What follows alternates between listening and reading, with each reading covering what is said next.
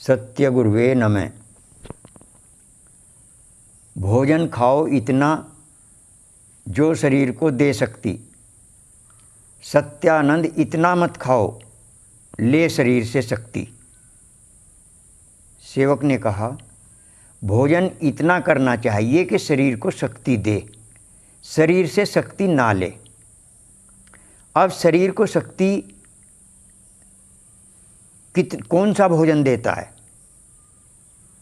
जो भूख रखकर भोजन करते हैं वह भोजन शरीर को शक्ति देता है। और भोजन के बाद मानव को आलस्य नहीं आना चाहिए। यदि भोजन के बाद आलस आ रहा है, उठा ही नहीं जा रहा है, तो ये एक पैमाना है जी कि उठा नहीं जा रहा, आलस आ रहा है, ये पैमाना है। तो समझ लो भोजन अधिक कर लिया, भले ही किसी ने स्वादवश किया हो या जान के किया हो या कैसे किया हो, आलस आ जाता है।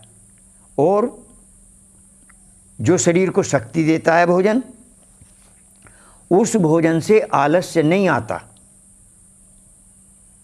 तो ये पैमाना है। अब इसीलिए सेवक ने कहा कि भोजन इतना करो कि शरीर को शक्ति दे, शक्ति ना ले। अब जैसे किसी को 3 रोटी खानी है और उसने 2.5 रोटी खाई, तो वह भोजन शरीर को शक्ति देगा, शरीर से शक्ति नहीं लेगा। और यदि उसने 3 की जगह 3.5 खा ली, 4 खा ली, तो वो शक्ति लेगा। और वो जो शक्ति उसको जो है वो उसे घाटे में पहुंचा देगा। तो इसीलिए मानव को अधिक भोजन नहीं करना चाहिए। कम खाते हुए कोई नहीं मरा आज तक, और जिसने अधिक खाया वो मर गया। अधिक खाने से मर सकता है, कम खाने से नहीं मरेगा, ये भी नियम है।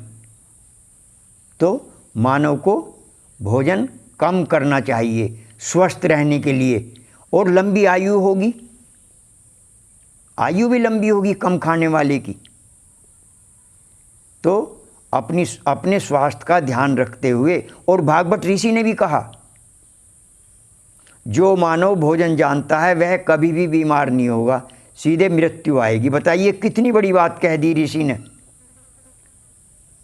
तो ऋषि की बात माननी चाहिए, हमारा लाभ हो जाएगा। प्रेम से बोलिए श्री सद्गुरुदेव महाराज की जय।